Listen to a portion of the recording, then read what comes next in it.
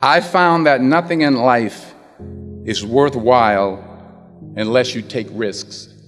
Nothing.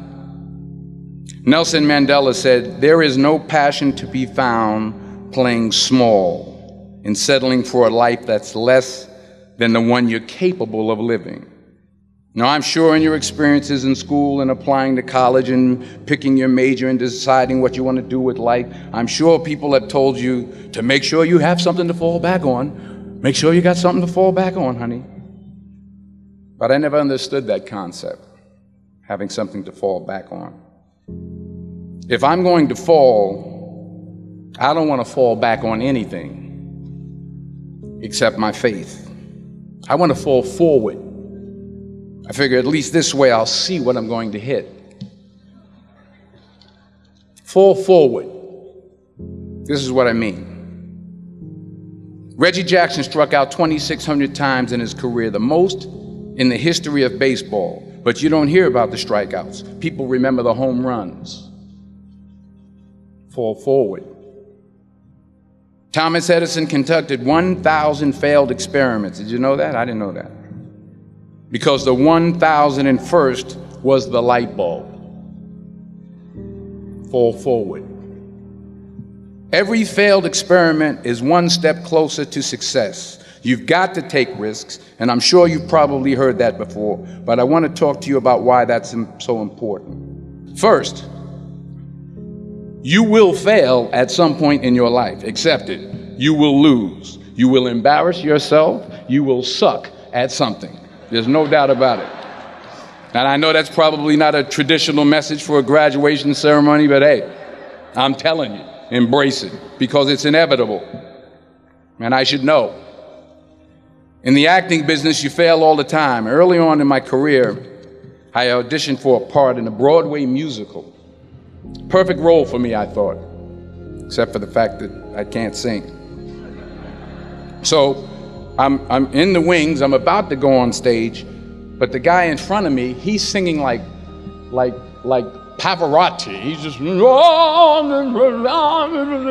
and he's just going on and on and on, and I'm just shrinking, I'm getting smaller and smaller. So they say, "Oh, thank you very much, and you'll be hearing from us." So I come out with my little sheet music, and it was Just My Imagination by the Temptations. That's what I came up with. So I hand it to the accompanist, and she looks at it and looks at me and looks out at the director and was like, "All right."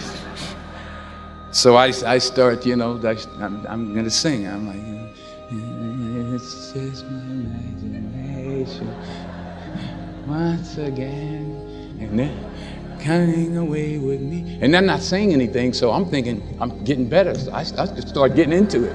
It was just my imagination.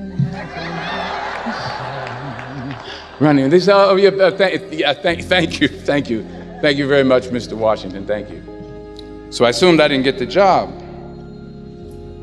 But the next part of the audition, he called me back. The next part of the audition is the acting part of the audition.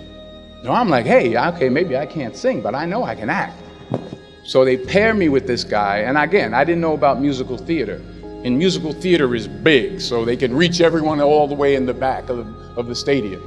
And I'm more from a realistic, naturalistic kind of acting where you actually talk to the person next to you.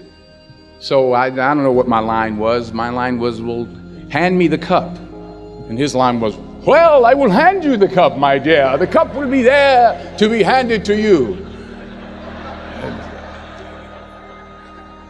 I said, "Oh, okay."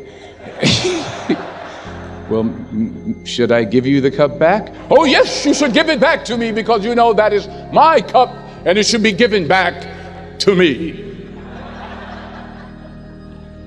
I didn't get the job. But here's the thing. I didn't quit. I didn't fall back.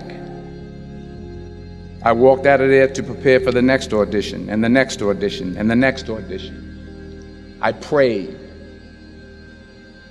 I prayed, and I prayed.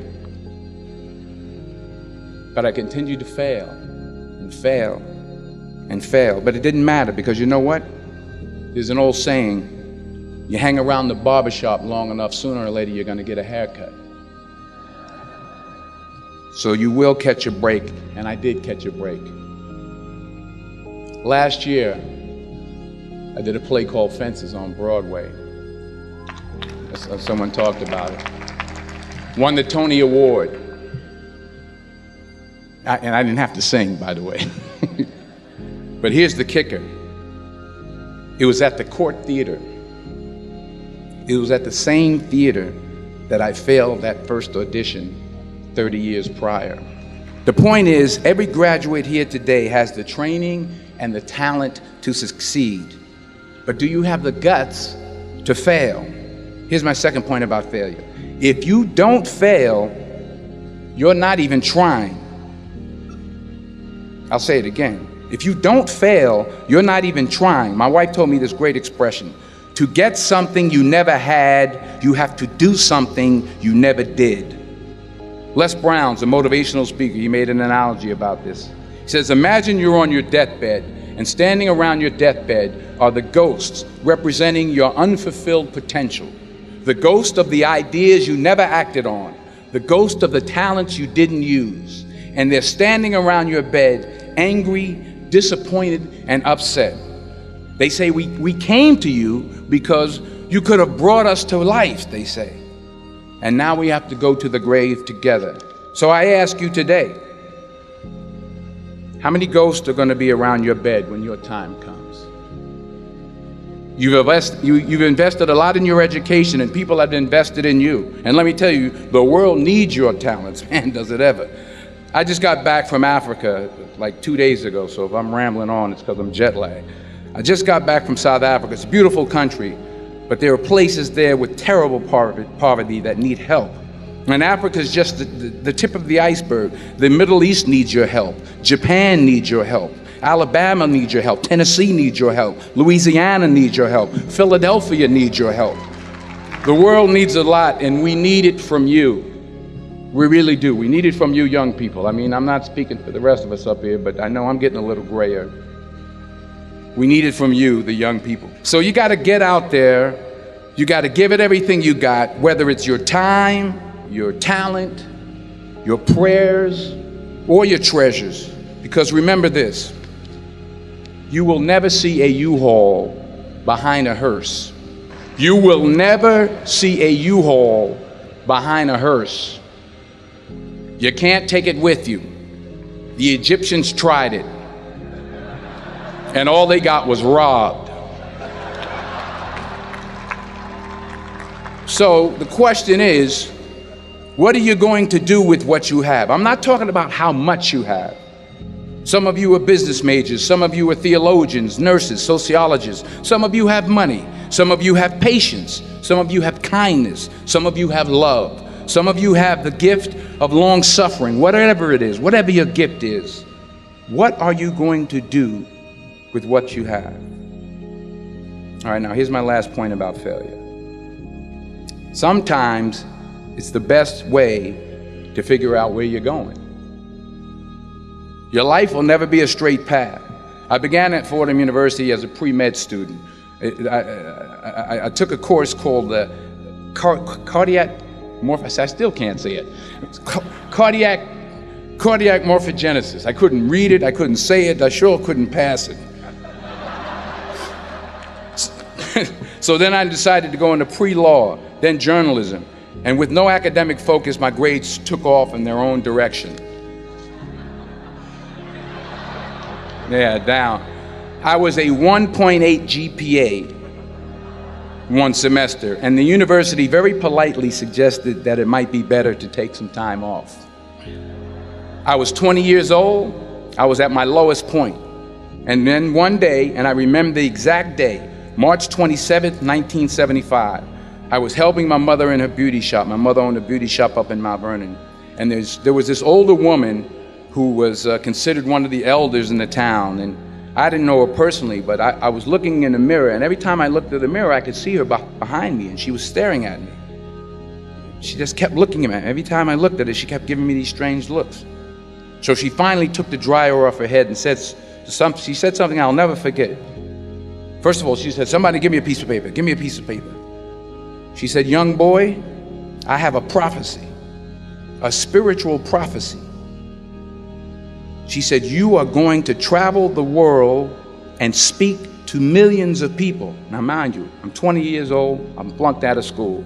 In fact, like a wise ass, I'm thinking to myself, maybe she's got something in that crystal ball about me getting back into school next fall. But maybe she was on to something, because later that summer, while working as a counselor at the YMCA camp in Connecticut, we put on a talent show for the campers. And after the show, another counselor came up to me and asked, have you ever thought about acting? You're good at that. So when I got back to Fordham that fall, I got in and I changed my major once again for the last time. And in the years that followed, just as that woman prophesied, I have traveled the world and I have spoken to millions of people through my movies. Millions who up till this day couldn't see me, who up till this day I couldn't see while I was talking to them, and they couldn't see me. They could only see the movie. They couldn't see the real me. But I see you today, and I'm encouraged by what I see. And I'm strengthened by what I see. And I love what I see.